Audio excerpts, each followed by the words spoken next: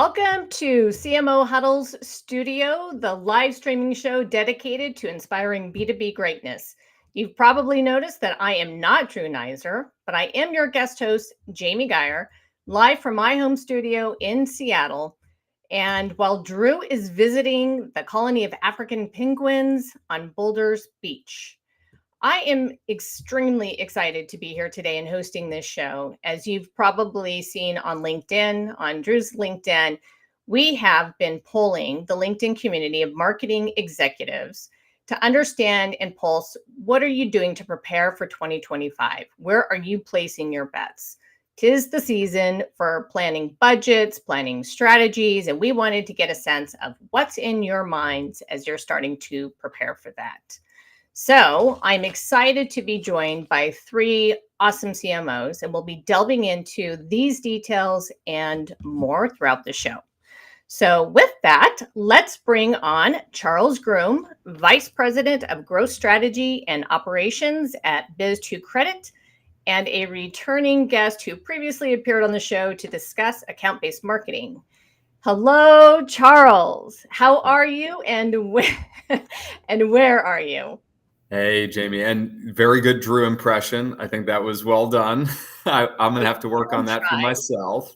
I am in New York City in our brand new headquarters office location right above Penn Station.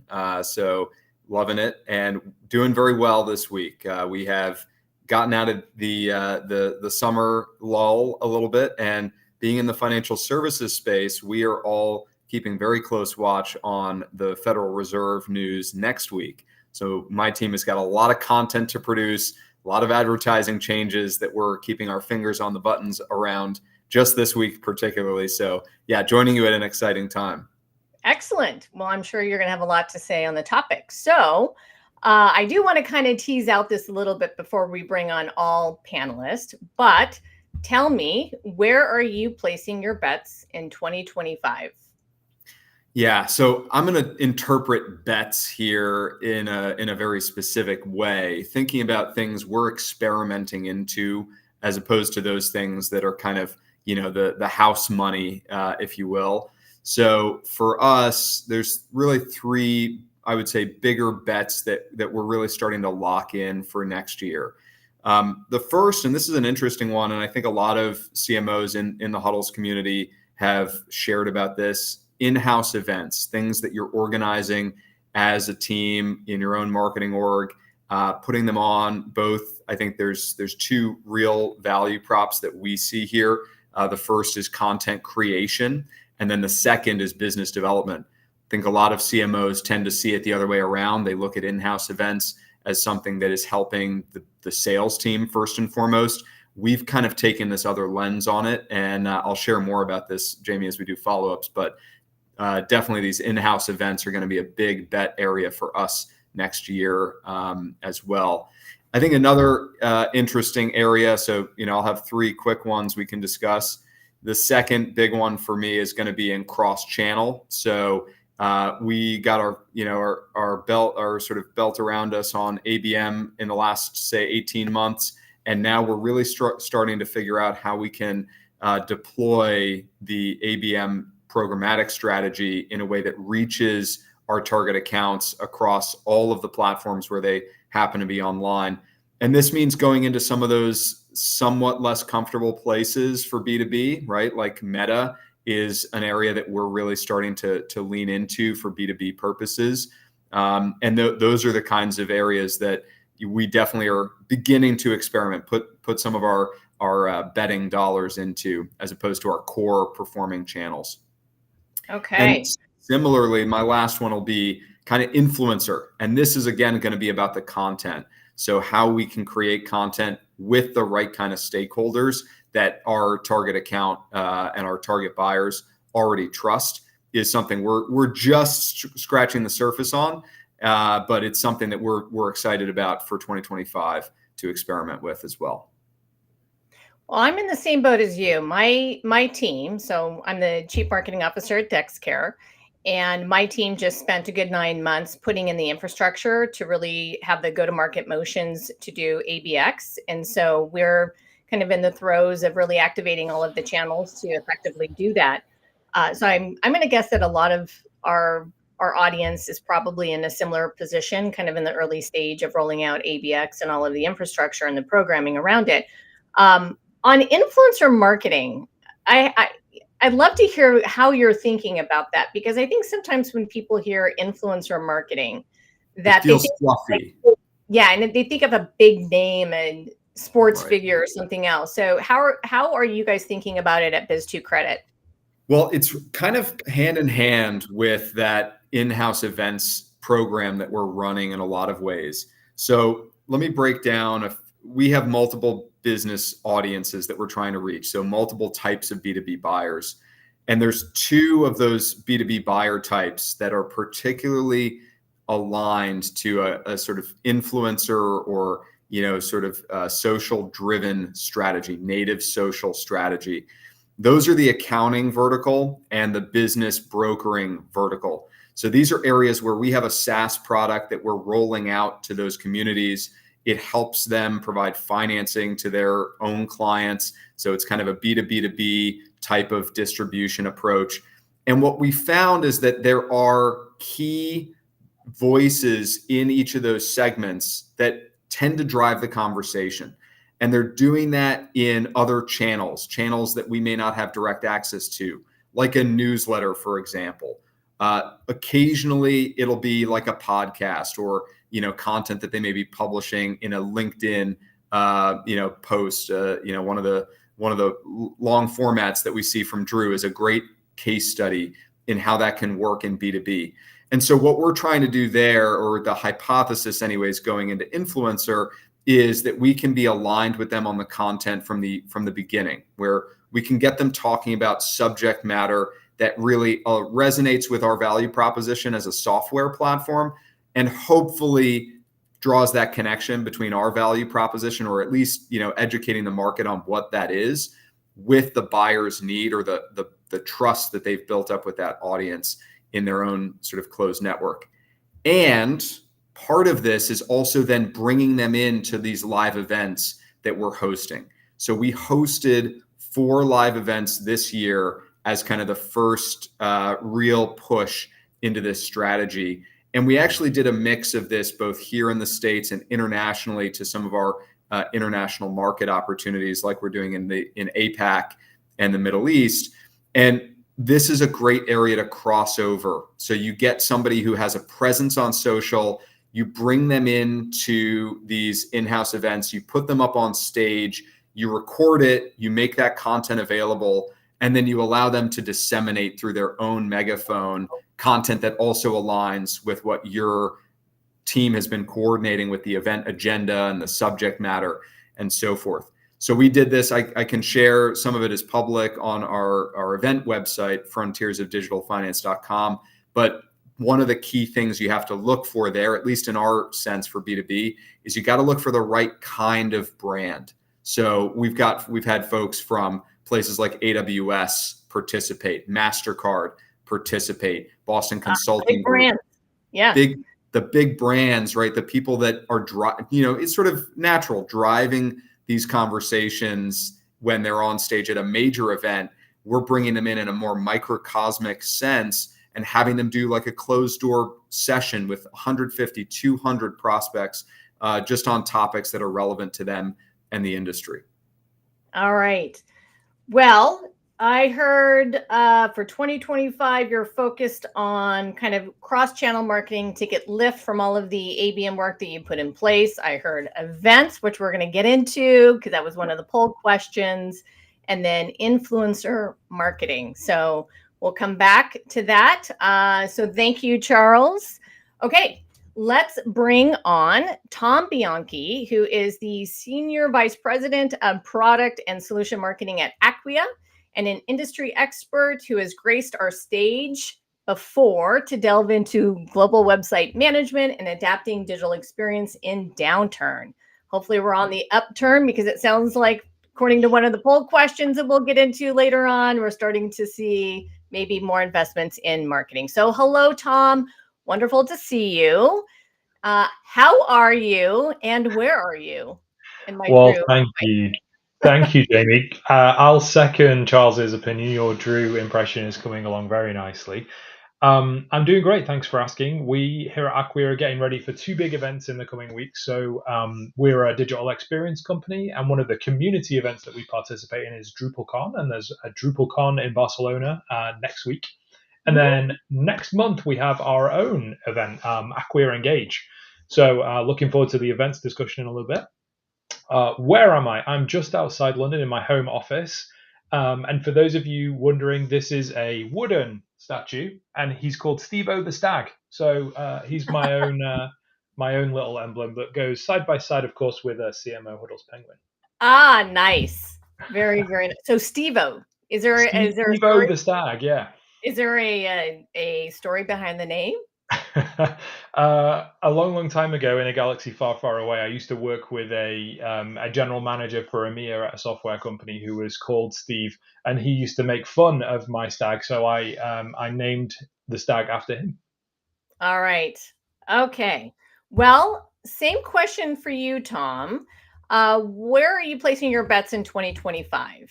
Yeah, sure. So for context, Acquia is a digital experience company. So we help big brands all over the world host their digital experiences, their websites everywhere. And so for 2025, from a company perspective, we're making three bets, and these kind of trickle down to marketing really, really easily as well. And so all of the marketers out there will identify with this. The first big bet is we're getting ready to launch new products. So as we launch new products, we need to think about what markets we play in, where we play, how we play, the target segments that we go after. And so that's point number one. But then point number 2 and 3 are very closely related to that. In 2024, we also launched new products, and we acquired products too to sell. And so we are, for 25, doubling down on the products that we've already launched with a cross-sell approach into our installed base using tactics like ABM, of course, and so on. And then the third point, which I kind of already hinted at, is then really understanding our segmentation, both for the new products that we're about to launch on our existing markets, and getting hyper-focused on what tactics and channels we use for which segments, what content we build for those segments, to basically improve our return on marketing investment for every single segment and maximize our sales. Okay. So I heard you're launching new products. So Yep. we can't underestimate the amount of effort and work that takes to bring something to market. Yep. You also acquired products in 2024 and launched some. And so now you're still trying to get some lift from that and do some cross-sell activities. That's right. And then segmentation. So tell me a little bit more about how you're approaching segmentation and how that will inform the different tactics that you deploy. Yeah, exactly. So all really tied into that launch process. My team in particular is working on looking at building a repeatable process so that we can continue to do this effectively. And so for any of you out there that have ever done anything with the Pragmatic Marketing Institute, you'll know that it's all about the data that you gather to help you make those informed decisions, and not just going with those kind of I think we should do this because it worked once with this one customer that one time, right? So the process that we're following is really simple. We're looking to gather market intelligence, customer intelligence, competitive intelligence, and then product intelligence, and build a whole decisioning process over the segmentation that we get to based on all of that data. Okay. So a lot of go-to-market there. All right, Tom, thank you. We'll bring you back up here shortly. But I would like to now welcome Josh Leatherman. Hello, Josh. Josh is the CMO of Service Express, who has previously joined us on the show to shed light on the intricacies of pipeline playbooks. We all need those. And brand consolidation. We've probably all been through acquisitions that required brand consolidation. So hello, Josh. Welcome back. How are you and where are you? I'm doing well. I'm missing actually the penguin hat. I don't know if you have a penguin hat that you put on, but Drew should have probably sent you one. Well, I did try to be in Drew's office, but... Yeah. I'm based in Grand Rapids, Michigan, so I'm sitting here at Service Express's global headquarters here in Grand Rapids, Michigan. I'm doing very well. Excellent. Okay, so same question for you. Where are you placing your bets your marketing bets in 2025? Strategy, execution, tactics, you name it. Yeah, I think first and foremost, I think 2023, 2024 was kind of the years of generative AI, using AI for content creation and that type of thing. I think CMOs and marketers are feeling more comfortable with that now. I actually think 2025 will be the year of using AI in marketing for analytics and understanding the business better. I think one example of that is building maybe some predictability into the way that we look at account targets, account scoring, building some predictability into win rates, loss rates, that type of thing. So I think marketers using AI for data analytics, not just in marketing, but to inform everything across the business. I think marketers are going to start to do that more often. I also think enhancing our own products and services with AI, understanding how we can do that, will be a critical area in 2025 for marketers. And I think marketers in particular will be uniquely positioned to be able to advise the company on that. And then I think account-based sales and marketing, driven by data-driven field marketers or account-based marketers.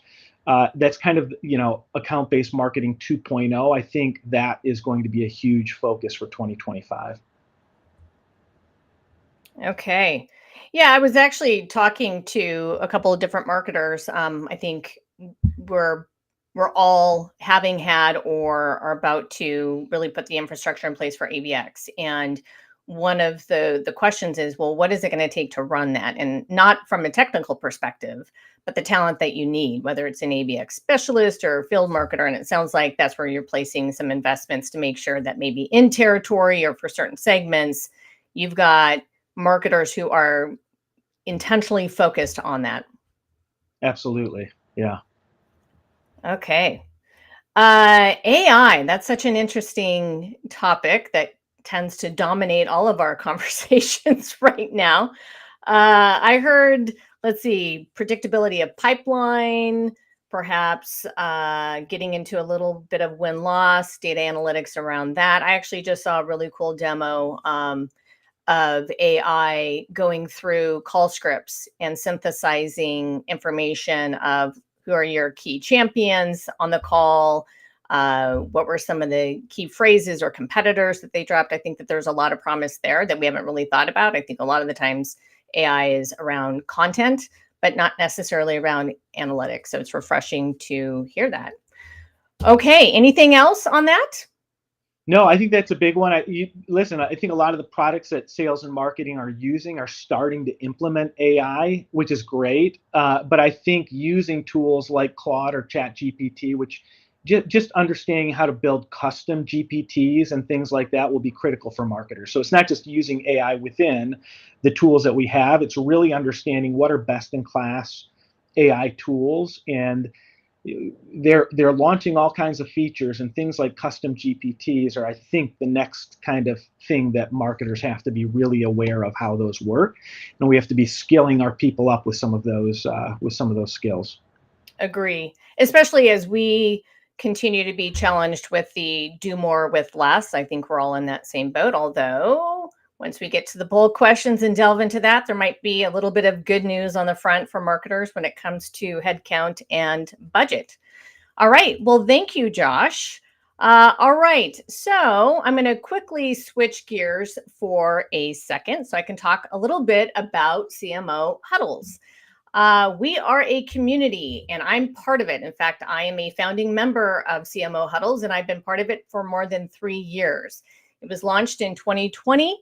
And we are a close-knit community of over 300. I can't believe that because when I joined, I think we were like 80 maybe, but we are a 300-person strong community of B2B marketers who share, care, and dare each other to greatness. One of the reasons I love CMO Huddles is I can go into the community real time when I need information in the moment. And people are very, very responsive, but we're also a very supportive community where we share best practices, we share templates. And as I've mentioned to Drew on a couple of different shows, it's a little bit of therapy as well. So if you are a senior B2B marketer and need a shortcut to B2B greatness, take a second to sign up for our free, this is cool, free starter program at cmohuddles.com. And equally exciting is if you like what you hear today, we have the CMO, our first ever CMO Super Huddle in Palo Alto on November 8th. I have seen the attendee list, I've seen the agenda, and it is going to be amazing, amazing. The theme is Daring Greatness in 2025.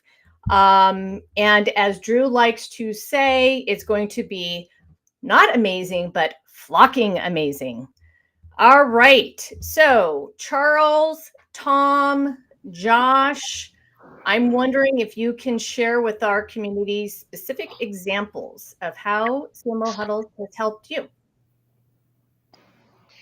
Yeah, I'd be happy to start. I have a concept, I shared it with Drew before, called R&D, which is not research and development. It stands for rip off and duplicate. To be a great CMO, you don't have to reinvent the wheel. All you have to do is find good CMOs who are doing great things in areas that you and your team need to grow. CMO Huddles is a built-in network for marketers where prior to CMO Huddles, I had to kind of build relationships and figure out who's doing things really well. Now I've got a built-in network, and I know if I'm doing account-based marketing or intent data or events or a customer advisory board, Drew and the CMO Huddles team has been able to connect me with the right people, and I'm able to rip off and duplicate, frankly, what they do, understand what they're doing well, and bring it back to Service Express. So CMO Huddles has been just a tremendous resource for both me and Service Express. Okay, well, I'm going to rip off R&D definition going forward. That's pretty awesome. All right, Charles. Yeah, well, I think the rip off and duplicate concept definitely applies because there's a lot of stuff that gets shared into the Slack channel that I'm constantly, following along on threads. And one of the things that has been really, really helpful, to be honest, is vendor evaluations and getting a real life perspective on here's an agency that did a fabulous job for us in this area. Here's somebody who you need to speak to if you're evaluating ABM tech. Here's how we went forward with our website rebuild, and here's the SEO agency that we use to get to do the migration. Just that kind of practical, hands-on, got to get a job done type of assistance really comes in handy, especially as I think we all have been this last year when you're trying to be scrappy, right? You're trying to do more with less a little bit. And so having other folks who are in the same position and give you that couple steps down the road advice is an incredible asset. I could not agree more. And it is through this community that I found my talent that helped me to set the foundation in place for ABX, both from a process perspective, technology, talent, all of that. So I went to this community and now I've got my full infrastructure in place and couldn't be happier. All right, Tom. Yeah, I mean, all great comments by Josh and Charles there. I think the one that I would add is actually Drew himself. So sometimes underrated resource, but if you can book a one-to-one with Drew and either he can help you navigate what's going on in the community, where you might turn to specifically for an answer, who specifically has done something, or even if you just need some therapy, as you hinted at before, Jamie, you want to let off some steam about everything, those work pressures we all face every day, he can be good for that too. Yes, he can be. And he is on speed dial for that reason. All right. Okay. So as we mentioned to the audience, we do have a free starter program. If you're not part of our community, you should take advantage of that. And then if you like what you hear today, as we start delving into these poll questions, we have our first CMO Super Huddle in person on November 8th, and it's going to be flocking awesome. Okay. I'm excited, you guys. So we kind of did an interesting thing with this studio live. And for the past 5-6 weeks, I think it's been, Drew has been pushing out poll questions around 2025 planning. And so we're going to delve into those questions today and reveal the responses. We got a really phenomenal response rate. I was so excited as I was watching those come through. So at least we know we've got more than 100 responses to almost every single question. All right. And there was some interesting data points. I was a little surprised by some of the responses. So we're going to get into that, and we'll kind of do a round robin on your perspective. So the first poll question that we asked to the LinkedIn community of marketing executives is, how do you anticipate your marketing budget changing in 2025? And the majority, 40% of respondents, said an increase, followed by 32% for will remain the same, and a decrease was 28% responded a decrease in marketing budgets. So I think for many marketers who are in that 40% category, great, because it feels like, or at least the data has substantiated that for the last several years, we've been on a decline. In fact, Gartner published their B2B spend research, and we had a 15% dip in spend from 2023 to 2024. So are we bouncing back? And what do we expect to see? So any thoughts from you on the fact that 40% of the respondents said they're expecting to see an increase? Are we back in the saddle? Are we done with this downward trend? I would like to be that optimistic, but it's interesting, isn't it? I think all of the data that we've seen in recent years from Gartner and so on has said, marketing budgets are decreasing and so on and so forth. I want to be optimistic and say, yes, that's definitely going to be the case. This poll caught me off guard, though. I was expecting it to be still a little bit more weighted. If you think about those that said it's staying flat or it's declining was still 60%. I kind of expected that to be around the 70% mark, maybe something. So caught me off guard. Maybe companies are starting to place those bets back in marketing, particularly with the US election having been concluded by 25, the Fed expecting to have cut, interest rates by then. Maybe that means the available lending to businesses is coming at a cheaper cost so they can afford to place the bet in marketing to restart their business. But it was not what I was expecting to see. Me neither. Yeah. I also think there's an inflationary aspect to this, which is the cost of marketing has gone up. So you can't continue to cut to the bone as the cost of media has increased. I mean, at least in our category, we've seen CPC bids in Google just continue to rise and rise and rise over the last 3 years, outpacing inflation, even in some verticals very significantly. Now, that has a lot to do with, our category being in financial services, and there's definitely high demand there as well right now, given how constrained and tight, the lending environment is. But I think you've got to, and this is good to see that there's sort of a realism, I would call it, Tom, not so much optimism, but there's a realism about this at the board level, that you can't mortgage the future of your business by just continually constraining marketing. And it's good to see that at least, when you weigh it up, there's a strong plurality of folks that are expecting to see dollars flow in from a marketing budget standpoint. Another thing I'll be interested in, maybe Josh, you've got perspectives on this too, is how much of that is being driven by external expenditures versus, staff and team investments that the companies might be making into marketing.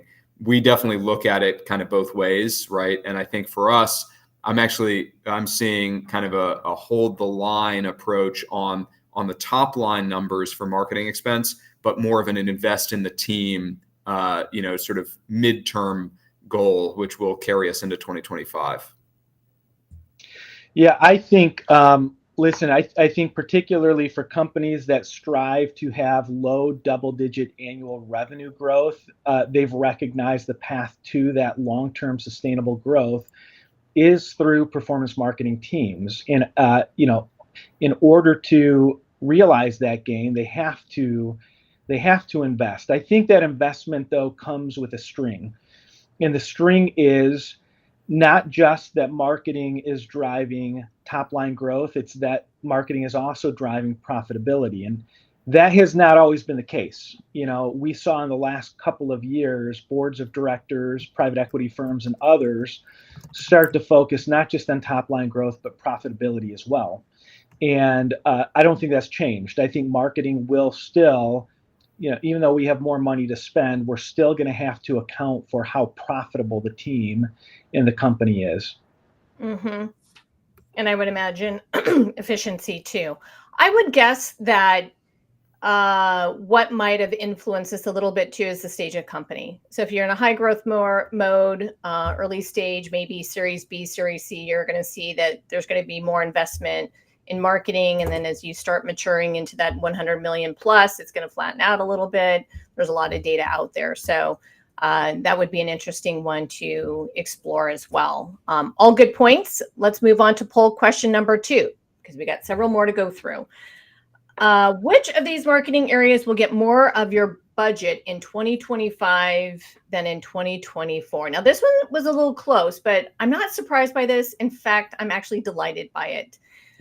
Events got the majority of the votes, 42%, followed by online marketing, 39%, and then offline, which excluded events. And then there was a small portion where allocations were going to stay the same. Events are back. I mean, Charles, we were just talking about that when you were talking about 2025, where you're placing bets in influencer marketing. But I'm absolutely delighted, because I think in B2B marketing, relationships are key to selling, and that trust factor. And let's be real. I mean, it's hard to replicate that online. That human to human connection is best done when you can actually shake hands with somebody, break bread over dinner, lock eyes, and have a conversation. So I'm actually delighted by this. Charles, I cut you off there for a second, but I know you have something to say on this one in particular. I have so many thoughts and reactions to the return of events, right? I mean, we were one of the industries in small business finance that saw the pandemic really from the inside out, and its impact across a wide range of businesses. And the decline in events was one of those major things. I mean, in our SaaS business, we went from spending probably half to 2/3 of our budget in those early, pre-COVID years would go into physical events and sales activations around events. And that went to zero, right, overnight during COVID. So having it come back is kind of natural. And like you said, Jamie, it's a relief in that way. But at the same time, I've experienced this as events are coming back in a different way. In our industry, we've seen some of the staple events didn't make it through those COVID years. They couldn't survive. They tried to pivot into being content publishers and, build up a following in that way. So there's been a lot of turnover. There's one major conference in our sector that went, ended up folding up, I believe it was last year, called Lend It. It was kind of a mainstay in the fintech industry, but that's just one of a number of examples of events in sort of that, old school brand mode of event management that just have not really blossomed. At the same time, I think there's been a new crop of events that have come up. And as I'll toot our horn, as we've definitely been doing at Biz2Credit, also brand-led events, and ones that are going to more tightly coordinate between a sales outcome and the brand investment that's involved in putting an event together, getting the right people there, and building up that agenda. And so I'm definitely bullish on more brand leadership around events right now. And I think that might be why we're seeing in this response just beating out online marketing as an area of increased allocation in the near term, is because this is an area that you can have more direct control than you maybe previously could. And a lot of that we'll get to at some later point, I'm sure, is the infrastructure around running your events now, if you're doing it in-house, has become a lot easier, right? So the apps and techniques are just starting to get disseminated more broadly. And I think it's opening more marketers' eyes to the fact that they can actually put on a successful event.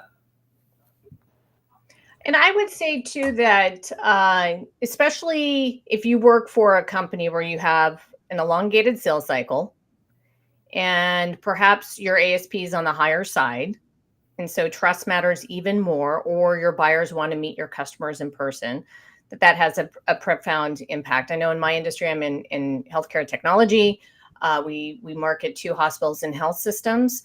Events are a prime channel for us to have the conversations, even to meet with customers, because they go to these places to meet even with their vendors. But that trust factor is so big. Forrester did a study on events specifically, and the majority of marketers said that they're really going to start focusing their event strategy on the smaller, intimate, hosted events, whether those are dine-arounds or something else. I'm not surprised by that either. They can be quite expensive, but very, very effective. Tom, any thoughts on this poll question? Yeah, I think obviously, Charles, you said it all with events. I'm absolutely thrilled to see them come back. I think it's really, really important. I'm based in the UK, and so I would say here in Europe, even more so than in the United States, that face-to-face component of doing business is really important. So thrilled to see that come back. Not a surprise on your comment there as well, Jamie, around the kind of dining format or smaller networking events being popular too. I think we started to see that trend actually even before the pandemic, and then now people are looking for those human connections as they try to engage.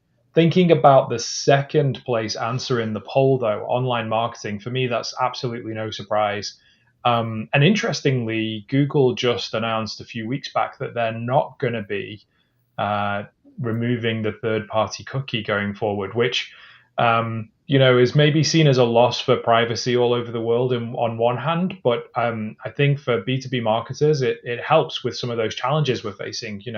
Charles talked about the increase in advertising costs and the cost per unit, however you'd like to measure that. So optimizing your digital experience through third-party cookies, through optimization tools to get more, means that now, compared to maybe 5 years ago, it's easier to place a bet in online marketing and know that you're going to get a return and deliver predictability to your business. Right. Josh, thoughts on this one before we move on? Yeah, I suspect that events will get a greater share of the dollars. I also suspect online marketing is not getting less a share of the dollars. I think to Tom's point, it's easy to articulate the return, the ROI for online marketing. I think the value proposition or the differentiator for events is this. Online marketing has always been and has increasingly become a crowded space where it is very difficult. Attention is a currency, and it's very difficult to get attention, particularly for buyers in the enterprise segment online. And I do think the kind of the value prop or differentiator for events is that businesses can get in front of enterprise buyers and get attention easier. So I would guess that really is the value prop and why people are getting into events more in 2025. Yeah. So I think what we're seeing here is be where your buyers are, funnel by objective, that you use different channels to do different things based on where buyers are and how you effectively engage. And so hybrid of both online and offline. All right. Poll number 3. Let's move on. We asked, which of these objectives will get more of your budget in 2025 than in 2024? And color me shocked, demand gen got 51% of the vote, followed by brand and reputation building. So when I was looking at this, 2 things came to mind. One is we're always trying to show our impact. And so, yes, demand gen kind of gets back to marketing as a revenue generator and not a cost center. And we got to show that we can actually impact profitability and all of these things. So I guess it's not surprising. But 2 is I think we're still afraid to talk about brand as revenue marketing too. And we're afraid to say that brand is demand. Today's brand is tomorrow's demand. So I wasn't shocked by this, but I'd love to hear, Tom, do you want to kick this one off and give your thoughts on it? Yeah, I'd love to. I'm totally with you, right? There's no demand without brand. It doesn't exist. I think one of the things that's happened in a post-pandemic world is the competition that you have is tougher than ever before. For a good number of years, we've not all been fighting over the last scraps. I think that's perhaps a little bit too far, but it's definitely been a more crowded marketplace because the tactics and channels that we can all go through to get to market in our respective markets have been restricted at times. So now is, if you've got the wiggle room in your budget to do so, is absolutely the right time to bring your brand spend back, because you've got to be able to differentiate yourself from the competition and really show the world what you do that's better, that's different, that's unique, that's a new commercial proposition that your competition doesn't do. And I think it's also a great way to, to really show off what your company is doing today in a world where sometimes we can be a bit complacent about how we communicate the message of what we do. Mm-hmm. Josh, you're nodding your head. Yeah, I totally agree with Tom. I think the other reason that this probably is so high is because, it's easy for CMOs to be able to talk about, the objective value and ROI of demand initiatives. We still haven't found the language or the algebra of how to articulate the value of brand, particularly with our CEOs and in front of the board. I think demand generation. If CMOs just focus on that, that's a very short-term thing. It means that marketing teams are relying on getting in front of buyers at the right time that they're making buying decisions. The cost of not focusing on brand is that all of these buyers are not going to recall your company and what you do and what you offer and what your value proposition is and how you're helpful to them. For a CMO to drive long-term growth, you've got to be able to focus on brand. The buyers have to remember that if you don't get in front of them when they're ready to make a buying decision, they have to remember who your company is and what it is that you offer. And I just think as CMOs, we've got to do a better job finding the language to be able to speak to the importance of that and the value of that outside of just algebra and other things. So it doesn't surprise me. I think it's still a challenge that we have to solve. Well, and to that point, Josh, assuming the research is correct, I've heard variations of it, but let's just assume only 10% of your market is in market at any given time. You have to make sure that when the 90% is ready to purchase and they're showing intent and a desire to do business with you, you have to be memorable to them. They have to remember. So when that moment is right for them and they're in market. So I think that there's a lot to be said for that.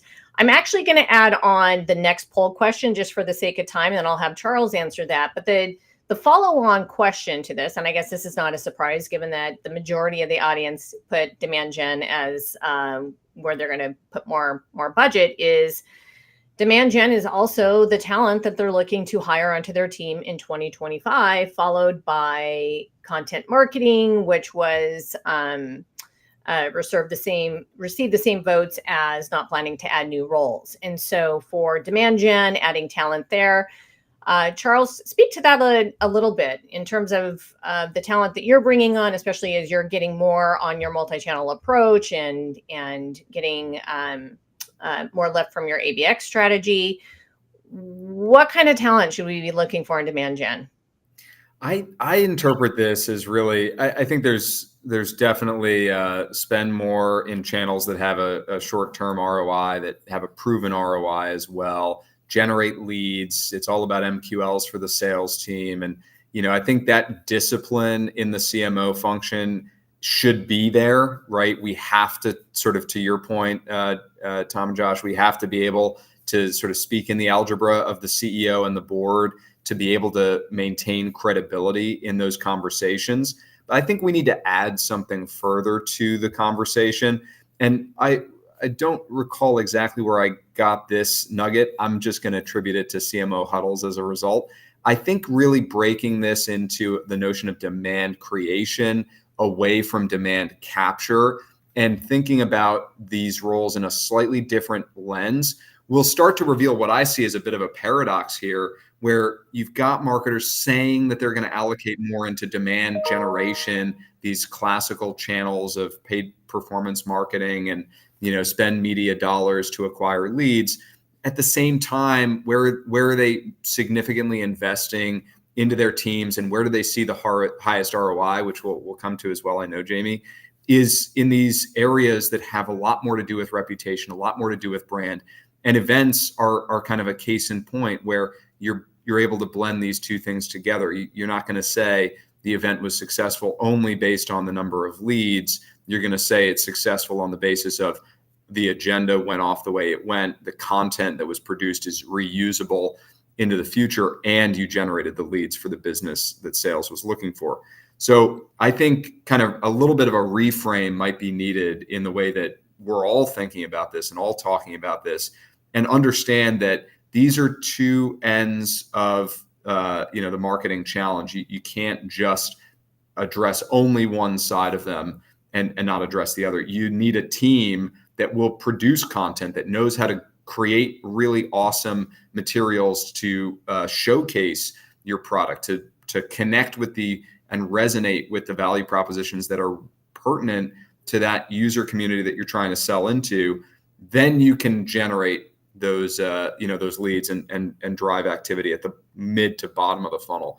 But I think right now I see this as kind of like paradoxical results a little bit, where we're still in this hyper financially minded, business minded, outcomes minded mode, and yet there's this underlying sense that you have to be able to do content well, you have to be able to do brand well at the same time. Well, and to that point, Charles, we spend a lot of time standing up channels because we know we need to be where our buyers are, and they're in different places, and different channels do different things. And if you're not feeding it with the right ammunition, which is our content, to actually engage and get their attention, it's noisy out there. I mean, Google is the new battleground for people's attention, and you got to capture it because you don't have the luxury of always having a well-established brand that comes to memory when somebody thinks about that. I would also say that for demand gen, as your company matures, depending again on what stage that you are in, the marketing roles become highly specialized as you start standing up more channels. And so I've talked to a lot of marketing professionals that are in a Series B stage or Series C, and they're starting to add on highly specialized talent, including, and this will be part of our our next question too, around AI, people who might have the specific skills around that. So I'm actually going to move on to the next poll question just for the sake of time, because this one's really interesting and I know we want to get into ROI as well. So poll number 5, bear with this audience. What skills or competencies do you see as most critical for your marketing team success in 2025? So even though I just dropped AI, that actually scored one of the lowest votes. Clarity and collaboration. 55% of the audience voted for clarity and collaboration for skills and competencies. What's behind that? Tom, you're laughing. What do you... Well, listen, I'm really happy. What we do? I'm really happy to see that up there because I think one of the most under talked about things in building a successful marketing department for any business is the fact that you need a team that works well together. Particularly when you layer in the things that we were just talking about, the number of different channels that we have to stand up, the more complex go-to-market situations that we have with multiple segments and multiple products in market, that really helps. Let's, though, spend a moment on 11%, was it, for Gen AI as a capability? 11% for Gen AI and 11% for creativity, which that one actually was a little bit of a stinger because I love creative roles. But so on the Gen AI piece, though, I've got 2 theories on this, and maybe they're opposing. I don't know. The first theory is maybe there's just the expectation that everybody should have a Gen AI capability as part of their own skill set today, and so people aren't specifically looking for that because they assume that you already have it. So maybe that's one. The other one is as well. I think there's a balancing act with AI, and I think during 2024 we all learned that. And I think that's the connection between the previous poll question where people were looking to add content capabilities to their team and the fact that Gen AI is ranked so lowly in this question because people, I think, tried to scale their content operations using AI and realized that it could, if not used properly, create, not the best quality content, perhaps, not as authentic as others or original.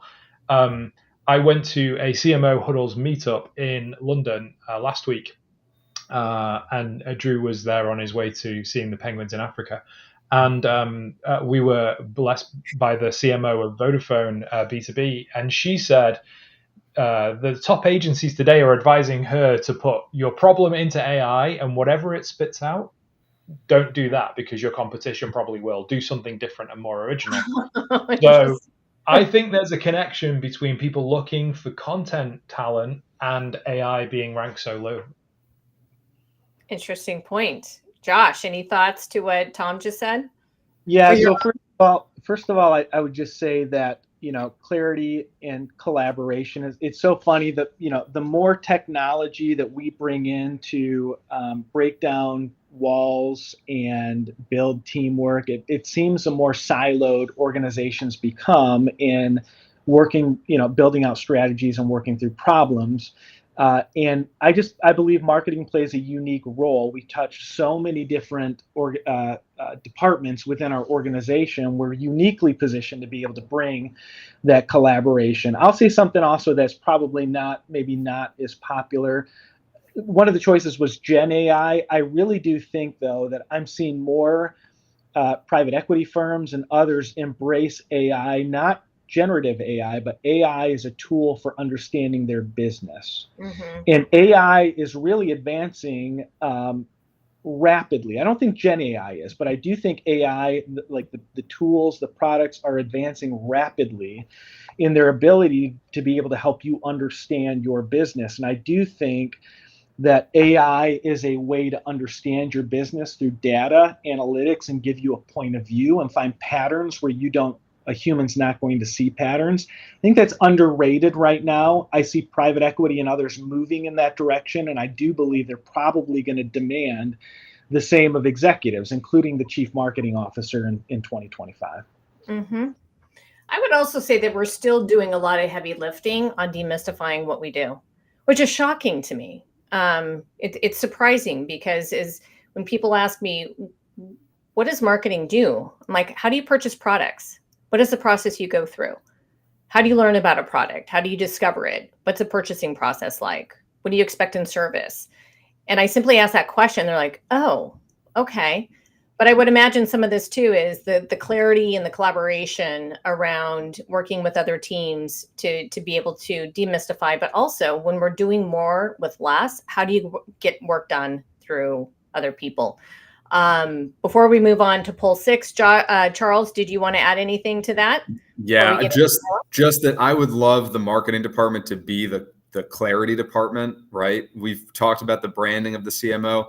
Chief Clarity Officer to me would be a decent rebrand if we needed to do that, because I think crystallizing the business down into 7 words and being able to make those 7 words fit for the breadth of what a company can achieve or its lines of business. Tom, you and I have very complex, business stakeholders to manage. So being clear about how you're going to approach things, what message you need to bring, those I think are foundational. Are they the hard skills that you might expect to see in demand here and now? I would agree with Josh. I think data analytics and a really strong ability to use technology to pull out insights is what will give clarity to marketing teams in 2025. So if that's our mission, right, we can't see it as just one or the other. It's got to be about finding the insight in the business that gives us a nugget on which we build, whether it's a campaign strategy, a brand position, or just as simple as a blog post title. That I think, clarity is the word I would definitely lean into there. All right. Okay. Final poll question. The one we love to talk about, ROI or impact. Which of the following tactics do you expect to have the highest ROI in 2025? Hands down, owned content and SEO got 63% of the vote, followed by paid. and that's ads, including SEM and events. I remember actually there was a comment when Drew had released that poll of we should have decoupled content from SEO, but for all intents and purposes, they're together. Tom, do you want to kick this one off on what's going to have the greatest ROI? Content and SEO, or maybe something else? Well, we talked about content a little bit, so maybe let's spend a minute on SEO for this question. So two things with SEO. Firstly, we know that buyers today, particularly in a B2B space, will do more than 70% of their research about your company and your product before they even raise a hand.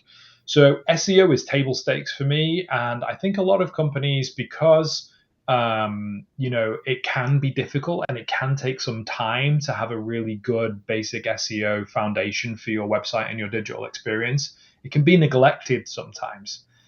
The second piece of that puzzle, I think, as well, is why would it have the most ROI? Well, actually, if you do it well, it can be a really cost-effective strategy, right? If you put the right number of team members on this and it becomes a theme throughout your organization, not something that's done in silo, if you use the right tools to help you, of course, I would say that because Acquia sells one of those tools, but that to one side. If you use the right tools to help you and then you build a program of work and a structure around it, it can certainly be a lower cost and deliver great results for you. All right. Josh, thoughts on this one specifically? Yeah, I love this one. I think, totally agree with Tom. Content and SEO, these are long-term but harder things to do. But when done right, they last years. We have content that we created, 11, 12 years ago when I started that we still use today because it's evergreen and it's thoughtful. It articulates our value proposition well. So these are things that are harder to create, and sometimes you have to add roles and to do that. But there's no question in the long term, these are the ones that pay off. So it's good to see that this was number one. Personally, Jamie, for me, merging these two together speaks to a larger challenge that we've got, and we definitely face it in our business, which is you sort of think of them as brandy, and you put them together and you say, oh, this is an area where we'll just deal with it within house. We'll just sort of make sure that that's always on. And I think there's an evergreen value to having a great content strategy, and SEO is how that content very often gets discovered. But I would separate it out, and I would say content has to be part of the ROI picture for all of these other channels that marketers are thinking about. It's got to be part of your event strategy. It's got to be part of your paid digital and advertising strategy. It's got to be part of your organic. It's got to be part of earned media. Content to me is the thing that's the common denominator if you pull it away from all those other distribution vehicles. And then when you're just assessing where are you going to have ROI in 2025 from any one of those vehicles, I think it really is brand specific. I mean, you look at a company like us, even unto ourselves, I'm thinking about two different brands, one serving small business owners, one serving the financial services sector. And my answer to ROI is going to be different, right? Events is going to have a much higher ROI for me in the financial services target audience. But when it comes to my small business owner community, that's where I think, really getting precise on search optimization and then distribution into earned media, those are going to be areas that have the highest bang for our buck investment wise. So I think that's a little bit of a reframe. Maybe it's a contrarian view here, but I kind of feel like you got to take content out of the story first, because it permeates everything else that you're doing. Right. Okay. Well, I'm going to save this other question for a different time, but there's always that debate, gated or ungated, or is it a hybrid? But we don't have time because we are at the tail end of the show. So I want to thank Charles, Tom, and Josh for all being good sports and joining me on today's special episode while Drew is off with the African penguins. Hopefully he'll bring us well, not a live one back, but some goodies that he could share with the community. And thank you, audience, for staying with us. We hope that you found this very valuable. There will be a recording. Drew will be back in 2 weeks to talk about communications and marketing with Carrie Bainbridge, Nadine Ayala, and Laura McGregor. So I have been dying to say this. Cue the music.